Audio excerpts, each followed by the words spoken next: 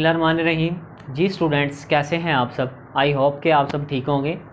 Students, आज का हमारा जो लेक्चर है 10th क्लास का, chapter number 2 dialysis and it's method. Dialysis के बारे में आज हम डिस्कस करेंगे, बात करेंगे। बोर्ड के एग्ज़ाम्स के हवाले से ये वेरी इंपॉर्टेंट लॉन्ग क्वेश्चन है। तो आइए सबसे पहले देखते हैं कि डायलिसिस जो है, डायलिसिस क्या होता है। डायलिसिस की definition: dialysis mean cleaning of blood bye artificial method. किसी आर्टिफिशियल मेथड के ज़रिए खून को साफ़ करना। अगर किसी इंसान की किडनी फेल हो जाए, किडनी फेलियर हो जाए, तो उसके अलावा उसकी जो एंड स्टेज पे आ जाए या इस तरह से जो भी सिचुएशन सामने आए, तो किडनी फेलियर का जो ट्रीटमेंट है उसके ट्रीटमेंट के अंदर इंक्लूड है डायलिसिस। तो डायलिसिस की मदद से उसका इलाज मुमकिन है, डायलिसिस की मदद से उसका इलाज किया जाता है। तो सबसे पहले देखेंगे कि ये डायलिसिस होती किस तरह से है। डायलिसिस के लिए दो तरह के मेथड्स हैं जो अभी हम डिस्कस करेंगे। पहला मेथड जो है वो है पेरिटोनियल डायलिसिस। पेरिटोनियल डायलिसिस की यहाँ पे डायग्राम डिस्कस की गई है। और सेकंड मेथड है वो है हीमोडायलिसिस। हीमोडायलिसिस की भी डायग्राम यहाँ पे मेंशन की गई है। तो सबसे पहले इसकी जो फर्स्ट टाइप है वो है पेरिटोनियल डायलिसिस। इसकी फ़र्स्ट टाइप के बारे में डिस्कस करते हैं 1 by 1 पॉइंट्स के ज़रिए से। इसके दो मेथड होते हैं यहाँ पे बताया गया। तो नंबर 1 मेथड है पेरिटोनियल डायलिसिस। सबसे पहले इसकी डेफिनेशन: ये वो मेथड है जिसके अंदर जितना भी किस्म का ब्लड है, जितना भी किस्म का डायलिसिस फ्लूइड है, डायलिसिस फ्लूइड इज़ पम्प्ड, उसको पंप किया जाता है for a time into peritoneal cavity which is space around gut. Method है जिसके अंदर डायलिसिस फ्लूइड को is pumped for a time into a space around gut. Gut के अराउंड एक स्पेस है जिसे हम बोलते हैं पेरिटोनियल कैविटी। सारा का सारा डायलिसिस फ्लूइड पेरिटोनियल कैविटी के अंदर पहले पंप किया जाता है। इस प्रोसेस में यहाँ पर डायग्राम पे आप देख सकते हैं, ये डायग्राम है।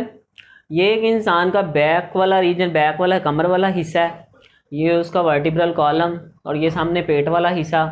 तो ये जो पेट वाला हिस्सा है, इसके जो बाहर वाला जो ये मांस वाला हिस्सा होता है, उसके अंदर आप देख सकते हैं यहाँ पे एक कैविटी मौजूद होती है।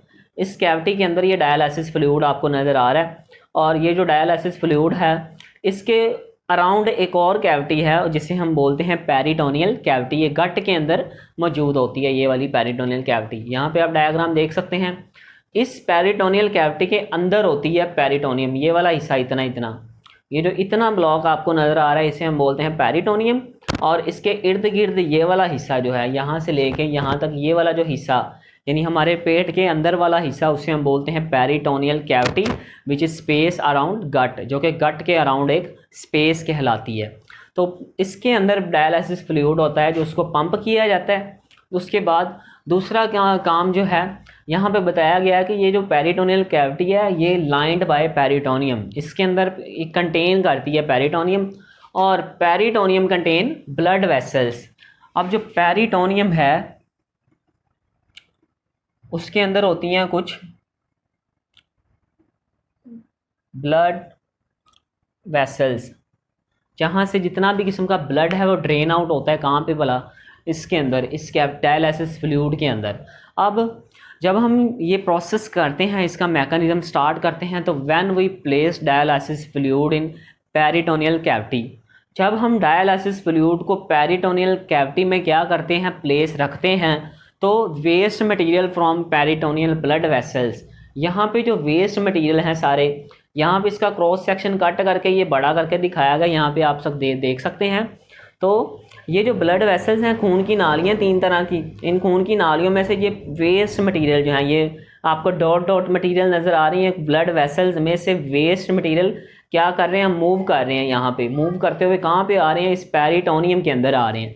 इस पेरिटोनियम के अंदर क्या करते हैं कि एक ट्यूब लगाते हैं जिसके अंदर ये ब्लड वेसल जो है एक ट्यूब, इसके अंदर ये डायलिसिस फ्लूइड ड्रेन आउट होता रहता है फिर, यानी इस ट्यूब के ज़रिए से वो क्या होता है कि बॉडी से डायलिसिस फ्लूइड बाहर निकलता रहता है। और इस तरह से ये प्रोसेस जो है वो करते हैं। तो वेस्ट मटेरियल जो होता है वो पेरिटोनियल ब्लड कैविटी जो होती है, ये पेरिटोनियल कैविटी के अंदर जो ब्लड वेसल्स हैं सारी, उन ब्लड वेसल्स से खून इसके अंदर आता है, यहाँ पे डायलिसिस फ्लूइड पेरिटोनियम के अंदर आता है, और पेरिटोनियम कनेक्ट की जाती है किसके साथ, डायलिसिस फ्लूइड की एक बोतल के साथ, जो कि बाहर जुड़ी होती है, और यहाँ से डायलिसिस फ्लूइड सारा मूव करता रहता है कहाँ पे, सारा उस बोतल के अंदर, और बाद में क्या उसको कलेक्ट कर लिया जाता है। तो इस तरह से ये मैकेनिज्म है, ये मेथड है इसका, आपकी बुक में लिखा हुआ है, वहाँ से आप सारे स्टूडेंट्स नोट कर सकते हैं। और ये वाला जो मेथड है must be done every day at home, घर के अंदर इसका जो टाइम पीरियड है वो है at home and must be done every day,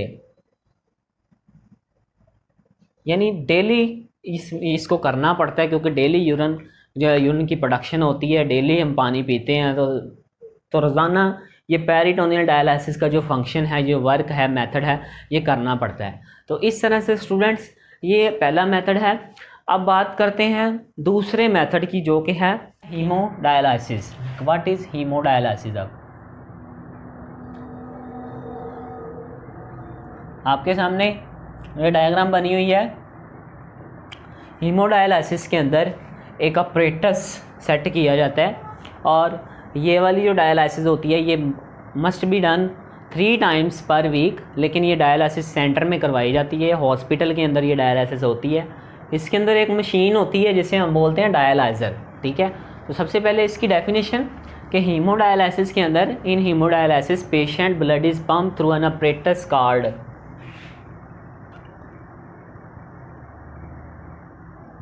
patients blood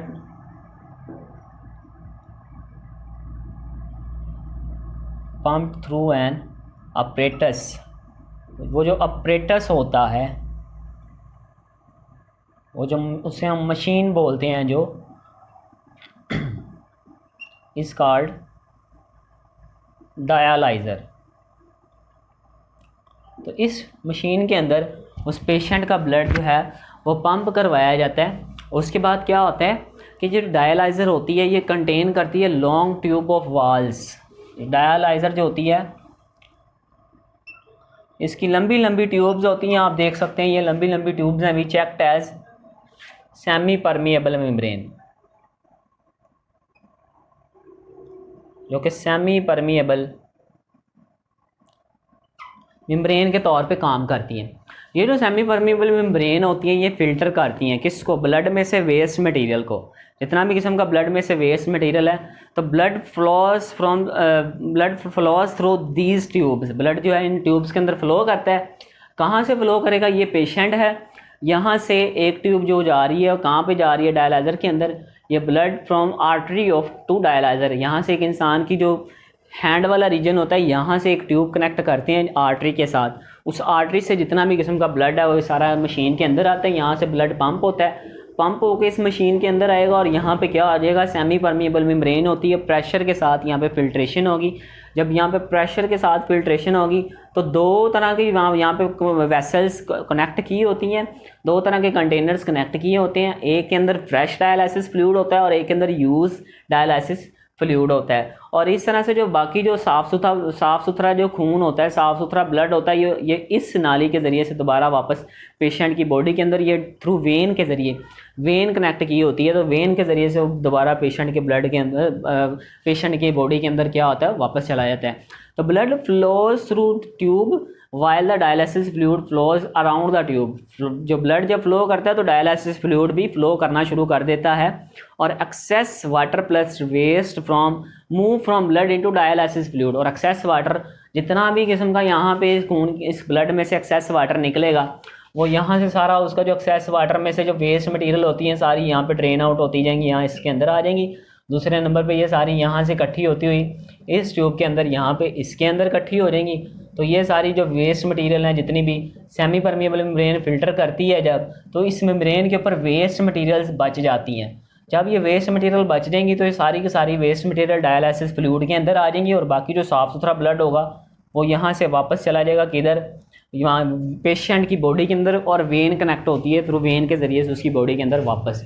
तो the clean blood is back return back to the body. तो इस प्रोसेस में जो क्लीन ब्लड होता है वो बॉडी को बैक वापस चला जाता है। ये इसका मैकेनिज़्म है, आपकी बुक में लिखा हुआ है, वहाँ से आप वो सारे स्टूडेंट्स देख सकते हैं। और ये वाला जो डायलिसिस है इसका टाइम पीरियड अगर देखा जाए तो ये डायलिसिस एट हॉस्पिटल्स के अंदर करवाई जाती है और 3 टाइम्स पर वीक, एक हफ्ते में 3 बार इस डायलिसिस का होना बहुत ज़्यादा ज़रूरी होता है। तो इस तरह से ये इसका जो है सारा आपके सामने ये इसका मेथड है सारा। ये सेकंड टाइप थी जिसे हम बोलते हैं हीमोडायलिसिस।